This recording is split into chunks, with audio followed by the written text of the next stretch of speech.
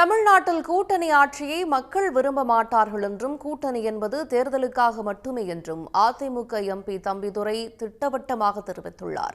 ஒசூரில் நடைபெற்ற எம்ஜிஆர் பிறந்தநாள் விழா பொதுக்கூட்டத்தில் பங்கேற்று பேசிய அவர், பழனிசாமி தலைமையில்தான் ஆட்சி அமையும் என்று கூறினார்.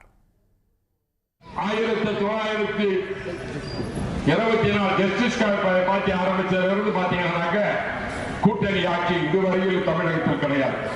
52 கிடையாது, 1980 கிடையாது, 2000 கிடையாது, 2026 கிடையாது. கூட்டணி ஆட்சி கிடையாது. எடப்பாடி பழனிசாமி அவர்கள் தலைமையில் அனைத்து இந்திய அண்ணா திராவிட முன்னேற்ற கழகம் தனித்து ஆட்சி அளிக்கும். தேர்தலிலே கூட்டணி இருக்கும், ஆட்சியிலே அவர் தலைவர் தான் இருக்கும்.